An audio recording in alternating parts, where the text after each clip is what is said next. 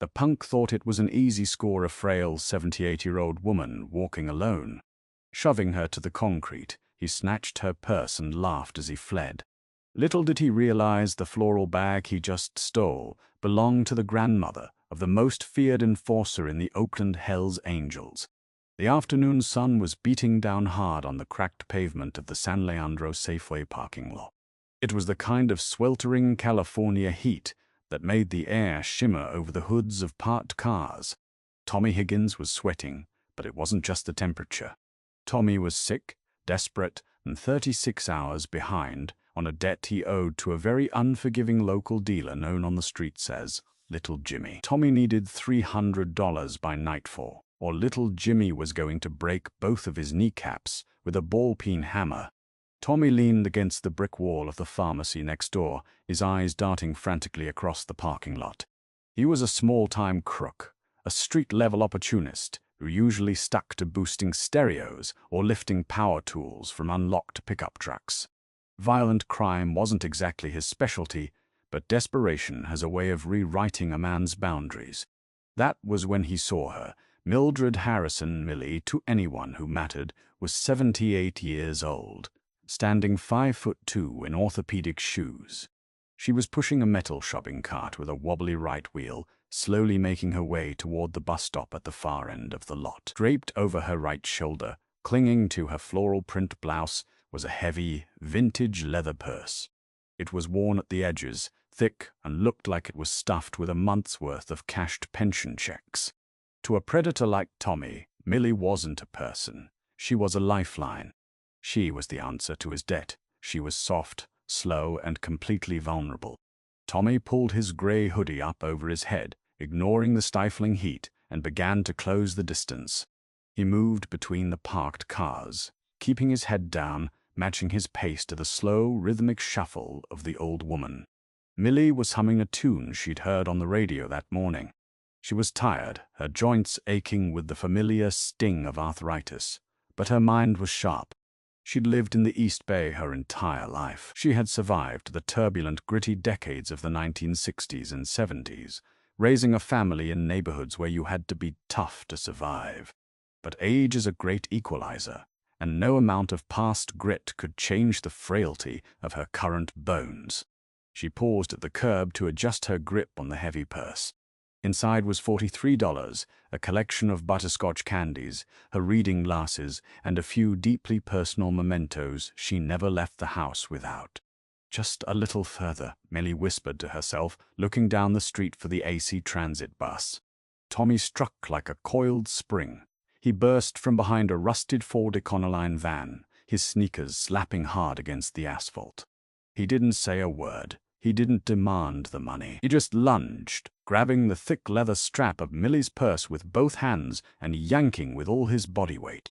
The sheer force of the pull violently spun the old woman around. Millie let out a sharp gasp, her arthritic fingers instinctively clinging to the leather. For a split second, there was a tug of war. "Let it go, you old bat." Tommy snarled, panic flaring in his chest as he violently jerked the bag again. The strap didn't break, but Millie's balance did. Her shoes slipped on a patch of loose gravel, and she went down hard. The impact was sickening, a dull, heavy thud of bone against concrete. Her hip struck the curb, and her cheek scraped against the rough asphalt, instantly blooming into a harsh, bleeding contusion. The moment she fell, her grip gave out. Tommy stumbled backward with the prize in his hands. He didn't look down at the woman groaning on the pavement. He didn't look at the groceries spilling from her cart. He just tucked the leather bag under his arm like a football and sprinted toward the narrow alleyway behind the strip mall, disappearing into the shadows. A bystander, a middle-aged woman loading groceries into her SUV, screamed and dropped her bags, rushing over to where Millie lay. "Oh my God, someone call 911. Honey, don't move. Help is coming." Millie blinked against the stinging pain in her face. She tasted copper in her mouth. Slowly, painfully, she rolled onto her back, her breathing ragged. She wasn't crying. There was no hysteria in her eyes, only a deep, weary resignation. "My purse," Millie rasped, clutching her bruised ribs. "Don't worry about the purse, sweetheart," the bystander said, dialing her phone frantically. The police will get it back. Millie closed her eyes, letting out a long, shuddering breath. She wasn't worried about the $43. She wasn't worried about the police. She was worried about the boy who had just robbed her. Because while the bystander thought a simple mugging had just occurred, Millie knew the absolute hellfire that was about to rain down on the East Bay. "Lord have mercy on him," Millie whispered to the sky. "Because my grandson won't." Tommy didn't stop running until his lungs burned and his legs felt like lead. He navigated a maze of chain-link fences and overgrown backyards until he reached his destination, a miserable ground-floor apartment in a dilapidated complex in East Oakland. He slammed the deadbolt shut, gasping for air, and collapsed at his heavily stained kitchen table. His hands were shaking violently as he threw the heavy leather purse onto the table. Come on," Tommy muttered, unzipping the main compartment. "Be a big score, please." He dumped the contents onto the scratched formica. A worn wallet, a ring of keys, a plastic container of butterscotch candies, tissues, reading glasses. Tommy grabbed the wallet, his heart pounding. He ripped it open. A $5 bill, 2 tens, a 20, and 3 singles. $43. No! "Are you kidding me?" Tommy screamed, slamming his fist onto the table. $43. Little Jimmy wanted $300. This wasn't even going to cover the interest. He had assaulted an old woman in broad daylight for the price of a cheap dinner. Frustrated and panicking, Tommy began tearing through the side pockets of the purse, hoping for a hidden stash, a checkbook, maybe some jewelry. His fingers brushed against something cold, heavy, and metallic at the very bottom of the bag. He pulled it out. It was a heavy, sterling silver Zippo lighter, tarnished with age and heavy use. Tommy flipped it over, his breath catching in his throat. Engraved deep into the silver was a logo that made every street-level criminal, drug dealer, and gangbanger in California freeze in their tracks. It was the winged death head, the unmistakable insignia of the Hells Angels Motorcycle Club. Beneath the skull, deeply etched into the metal, were the words, "Oakland, California. Hams." Tommy swallowed hard. Okay, it's just a lighter. Lots of people buy fake gear at flea markets. It doesn't mean anything. But his hands were trembling worse now. He reached back into the pocket where the lighter had been and pulled out a small, worn, leather-bound photo album. He flipped it open. The first picture was old, a Polaroid from the late 1980s. It showed a massive, bearded man wearing a leather cut. The patches were undeniable. The top rocker read, "Hell's Angles." The bottom rocker read, "Oakland." Standing next to him in the photo, drinking a beer, was none other than Ralph Hubert Sonny Barger himself, the legendary godfather of the Oakland Charter. Tommy's stomach dropped into a bottomless abyss. The man in the photo had his arm around a much younger Millie. He flipped the page. The next photo was more recent. It showed Millie sitting in a wheelchair at a backyard barbecue, surrounded by 24 massive, heavily tattooed men in full Hells Angels regalia. Standing directly behind her, with his hands resting protectively on her shoulders, was a giant of a man with cold, dead eyes. He wore the "filthy few" patch on his chest, a patch street law claimed was only given to those who had done the ultimate dirty work for the club. Written in neat cursive beneath the photo were the words, "Me and my beautiful grandson, Deacon." 2023. Tommy dropped the photo album as if it were radioactive. The blood drained completely from his face, leaving him a sickly pale white. Everyone in the East Bay Underground knew who Deacon Hayes was. Deacon wasn't just a patch-wearing member, he was royalty. He was a second-generation Hells Angel, a legend who had earned his reputation through a mix of unyielding loyalty and terrifying, calculated violence. Word on the street was that 3 years ago a rival crew had tried to muscle in on a tow truck operation owned by a club prospect. Deacon hadn't called the police. He hadn't even brought a gun. He walked into the rival crew's bar with a heavy iron chain and walked out 20 minutes later, leaving 3 men in critical condition. And Tommy had just shoved his grandmother onto the pavement and stolen his family heirloom. "Oh God, oh my God," Tommy whimpered, backing away from the table. He was a dead man. Little Jimmy and his ball-peen hammer was suddenly the least of his worries. The Hells Angels didn't just break kneecaps, they erased people. Meanwhile, at San Leandro Hospital, the sterile, brightly lit emergency room was chaotic. Millie lay on a gurney behind a thin privacy curtain, a doctor carefully cleaning the deep abrasions on her face. Her right arm was in a sling, her wrist sprained from the fall. Two local police officers stood at the foot of her bed, holding notepads. "Mrs. Harrison, can you give us a better description of the assailant?" the younger officer asked, his pen poised. "I told you," Millie said, her voice raspy but firm. "He was wearing a gray sweater. He had a snake tattoo on his neck. That's all I saw before I hit the ground." "We have patrol cars canvassing the area, ma'am," the older officer said gently. "But to be honest, these grab-and-go guys are usually long gone. We'll check the Safeway security cameras, but the footage out there is pretty grainy." Before the officer could finish his sentence, a sound rumbled through the hospital walls. It wasn't a siren.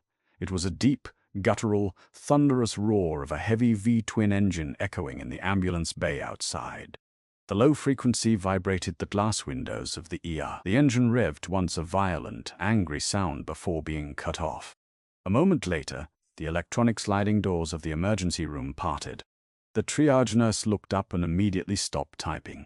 The two police officers standing by Millie's bed stiffened, their hands instinctively dropping closer to their duty belts. The entire ER seemed to hold its breath. Walking through the doors was Donovan Deacon Hayes. He was 6'4", built like a brick wall, his arms covered in thick, dark ink. He wore heavy logger boots, grease-stained denim, and his leather cut. The patches were immaculate, a stark contrast to the grime on his hands. He didn't look angry. His face was a mask of cold, terrifying stone. He didn't stop at the front desk. He walked with heavy, deliberate steps straight past the triage nurses, moving through the emergency room like a shark cutting through water. Nobody tried to stop him. Deacon pulled back the privacy curtain. The two cops stepped aside, recognizing him immediately. "Deacon," the older officer said, a warning edge to his voice. "We're handling this. Let the law do its job." Deacon ignored the police completely, his eyes locked onto the bruised, bloody face of his grandmother. The imposing giant walked to the side of her bed and gently, with surprising tenderness, took her uninjured hand in his massive, calloused paws. "Nana," Deacon said, his voice a low, gravelly rumble. "Who did this?" "I'm fine, Diak," Millie said softly, squeezing his fingers. "It's just a scrape. You didn't need to leave work." Deacon looked at the bandages. He looked at the swelling around her eye.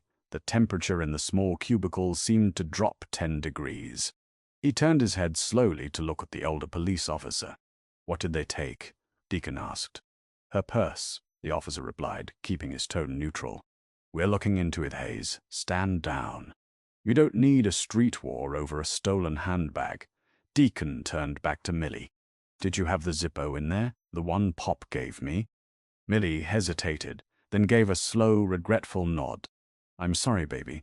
I had it in the bottom pouch." Deacon didn't yell. He didn't punch a wall.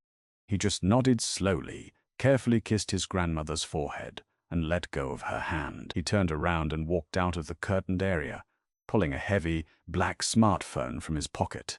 The police officer followed him out. "Hayes, don't do something stupid. If you find him before we do, it's murder. Do you hear me?" Deacon stopped at the electronic doors. He dialed a number and put the phone to his ear. He looked back at the officer, his eyes utterly devoid of mercy. "You better hope your patrol cars find him first," Deacon said quietly. He walked out into the sweltering heat, straddled his custom road glide, and kicked the engine to life. As he roared out of the hospital parking lot, he spoke into the phone. "Yeah, it's Deacon. Call the clubhouse. Call everyone. Somebody put their hands on my Nana. We're shutting down the East Bay until I find him." But Taman. By 4 p.m., the atmosphere in the East Bay Underground had completely shifted. It wasn't just the sweltering heat making the local criminals sweat. It was the terrifying, rhythmic rumble of heavy V-twin engines echoing through the streets of Oakland, San Leandro, and Hayward. The Hells Angels were hunting. Deacon Hayes didn't just have a few friends looking for a mugger. The Hams A.O. Conchata operated with militaristic precision. Within an hour of Deacon's call, the club's vast network of informants, associates, and street-level eyes had been activated. Every pawn shop owner, every fence, every bartender, at every dive bar from San Pablo to Fremont received a visit or a phone call. The message was identical, delivered with chilling calmness. An old lady got hurt. The guy took a floral purse containing an engraved ham zippo and a photo album. He's wearing a gray hoodie and he has a snake tattoo on his neck. Find him. For the street-level dealers and hustlers, an order from the Angels superseded anything the local police department was doing.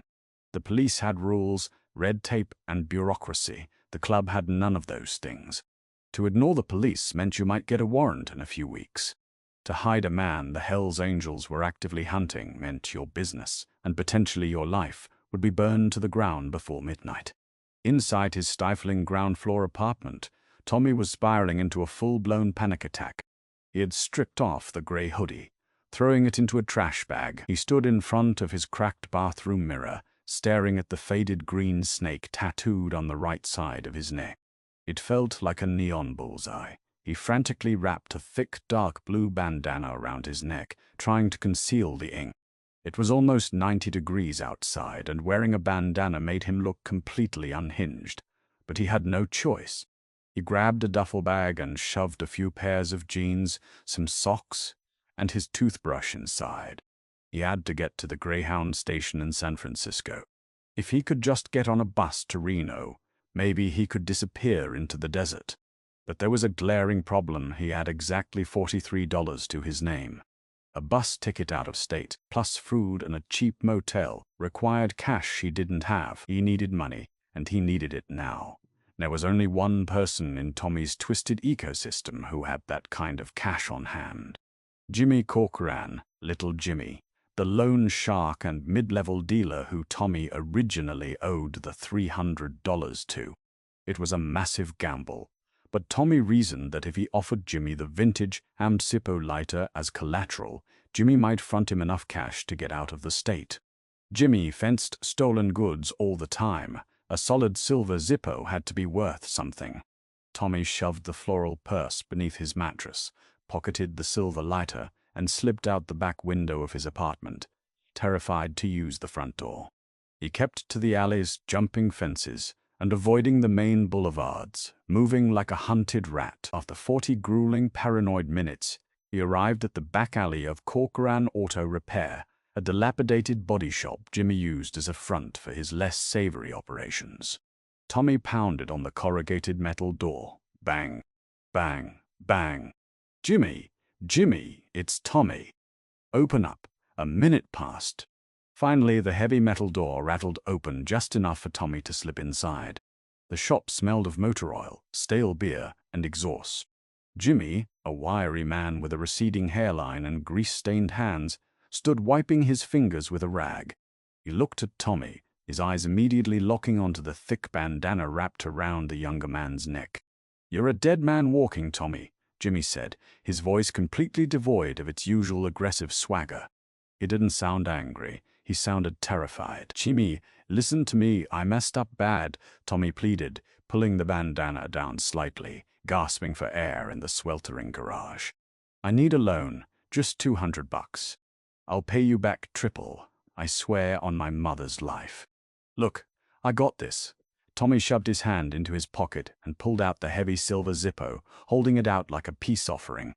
Jimmy looked at the lighter. The winged death head gleamed in the dim fluorescent light of the garage. Jimmy physically recoiled, taking 2 steps back, throwing his hands up in the air. "Put that away," Jimmy hissed, his eyes wide with absolute horror. "Are you insane? Do you have any idea what you've done? Gonzo called me 20 minutes ago. The whole East Bay is locked down. They are checking every corner, every trap house. You hit Deacon Hayes' grandmother." Tommy's knees buckled. He leaned against a rusted toolbox to keep from collapsing. "Jimmy, please. You gotta help me. I didn't know who she was. She was just an old lady." "There is no helping you, Tommy," Jimmy said, stepping further away, treating Tommy like he was carrying a highly infectious disease. If they find out you were even in my shop, they will burn this place to the foundation with me inside it. Jimmy, I'll give you the lighter. You can give it back to them. Tell them you found it. I ain't touching that thing." Jimmy yelled. Suddenly a sound cut through the heavy, oily air of the garage. It wasn't a police siren. It was the low, rumbling vibration of heavy motorcycles pulling into the front lot of the auto shop. Not one, but 5 engines, idling with a menacing, uneven growl. Tommy froze, the color completely washed from his face. "Jimmy, no." Jimmy looked at the ground, ashamed but entirely resolute in his self-preservation. "I'm sorry, Tommy, but I ain't dying for your stupid mistakes." Jimmy pulled a small remote from his pocket and pressed a button. The heavy, automated garage doors at the front of the shop slowly began to roll down, sealing the building shut. Trapped, the roaring of the motorcycle engines cut off one by one, leaving a heavy, suffocating silence in the garage. Tommy backed away from the entrance, his breathing coming in short, panicked gasps. He looked around for a weapon, grabbing a heavy steel tire iron from a nearby workbench. His hands shook so violently he could barely grip it. The side access door to the garage clicked open. Jimmy backed against the wall, keeping his hands visible and empty. 3 men walked into the dim light of the shop. They were massive, clad in heavy leather cuts over black t-shirts, their boots crunching against the gravel and oil-stained concrete. The man in the center was Donovan Deacon Hayes. Up close, he was even more terrifying than the rumors suggested. His eyes were cold, hollow, and fixed entirely on Tommy. Tommy held the tire iron up, tears streaming down his face. "Stay back. I swear to God I'll swing." Deacon didn't even break stride. He didn't pull a weapon. He didn't yell. He walked calmly, methodically, straight toward the tire iron. "Swing it then," Deacon said, his voice a low, gravelly whisper that echoed through the quiet shop. Tommy let out a pathetic, sobbing cry and dropped the heavy steel bar. It clattered loudly against the concrete. His legs gave out completely, and he collapsed onto his knees, dropping the silver Zippo onto the floor. "I'm sorry," Tommy wailed, pressing his hands together in a desperate plea. "I didn't know. I swear I didn't know it was her. I just needed the money. I'll do anything. Please don't kill me. Please." Deacon stepped up to the kneeling man. He slowly crouched down, his massive frame towering over the trembling thief. He picked up the silver Zippo from the floor, turning it over in his calloused hands, checking it for scratches. Carefully, he slipped it into his leather vest. "Where is the purse?" Deacon asked, his tone chillingly calm. "My apartment," Tommy sobbed, giving up his address instantly. "Under the mattress. Everything is still there. The photos, the keys, everything. Take it. Just let me go." One of the bikers behind Deacon pulled out a phone, texted the address, and nodded. "Gonzo is heading there now to secure Nana's bag," the biker grunted. Deacon looked back down at Tommy. He reached out with one massive hand and grabbed Tommy by the throat, hoisting the terrified man to his feet with terrifying ease. Tommy choked, his hands weakly clawing at Deacon's wrist, his feet barely touching the floor. "You pushed an old woman to the ground," Deacon whispered, pulling Tommy's face inches from his own. "You bruised her ribs, you scraped her face, you made her bleed. On my streets. Please," Tommy choked out. "Killing you right now would be easy," Deacon continued, his grip tightening just enough to restrict airflow. "It would take me 3 seconds to snap your neck, throw you in a 50-gallon drum, and bury you in a scrapyard where nobody would ever find you. The cops would just think you ran off. Jimmy here would never say a word." Jimmy, standing against the wall, nodded vigorously. "Not a word, Deke. I didn't see nothing." Deacon smiled. It wasn't a happy expression. It was the predatory grin of a wolf that had cornered a wounded deer. "But killing you here makes a mess," Deacon said softly. "It brings heat. It brings cops snooping around the club, asking questions, digging into our business, and my grandmother wouldn't want me catching a murder charge over a coward like you." Tommy's eyes widened. Was he letting him go? Was he going to walk away? Deacon violently shoved Tommy backward. Tommy crashed into a stack of old tires, gasping for breath, coughing violently. You are going to walk out of this garage, Deacon said, standing tall, adjusting his cut. You are going to walk straight down to the San Leandro Police Department. You are going to walk up to the front desk, and you are going to confess to the strong-arm robbery of Mildred Harrison. Tommy stared up at the giant biker, utterly confused. You want me to turn myself in? Oh, you're going to do a lot more than that, Deacon said, his voice dripping with malice. You're going to plead guilty. You're going to refuse a lawyer. You are going to take the maximum sentence the judge hands down. And you are going to go to state prison. Deacon leaned in close again, his shadow swallowing Tommy completely. And when you get to San Quentin, or Folsom, or Pelican Bay, Deacon whispered, the absolute finality of his words sinking into Tommy's soul like a cold knife, you will realize that we are everywhere. The guards, the yard bosses, the shot callers, they all know my name. We own those walls. You think you're scared right now? Prison won't be a cell for you, Tommy. It's going to be a slaughterhouse, and we have years to collect the debt you owe my family. Tommy's breath hitched. The reality of his situation crashed down on him. There was no escape. Deacon wasn't giving him a pass. He was locking him inside a cage with the monsters, turning his entire future into a psychological and physical torment. If you run, Deacon added, stepping back toward the door, if you try to skip town, or if you ask for protective custody, I won't just find you, I will find everyone you have ever cared about. Deacon turned to his brothers. We're done here. Let's go check on Nana. The three men walked out of the garage. The side door clicked shut. Moments later, the heavy engines roared to life and faded off down the street, leaving Tommy completely alone in the dim garage. He sat there among the dusty tires for a long time, the stifling heat pressing down on him. He didn't run. He didn't try to buy a bus ticket. He knew with absolute terrifying certainty that the streets of California belonged to the men in leather cuts. An hour later, a bruised, terrified man with a faded snake tattoo walked into the local police precinct, approached the desk sergeant, and held out his trembling hands to be cuffed. He confessed to everything, begging the officers not to let him out on bail. Across town, Millie sat comfortably in her living room armchair, a cup of tea resting on the table beside her. The heavy floral purse was back in its rightful place on the counter, the silver Zippo safely tucked inside. Deacon sat on the couch across from her, a gentle smile on his face, quietly listening to his grandmother talk about her garden, the violence of the streets entirely left outside her front door. Did Tommy get what he deserved? The streets of Oakland have their own justice system, and sometimes karma wears a leather cut. If you loved this crazy real-life story, hit that like button, share it with your friends, and subscribe to our channel for more intense, true crime street tales. Drop a comment below. Would you have turned yourself in, or taken your chances on the run? Stay safe out there.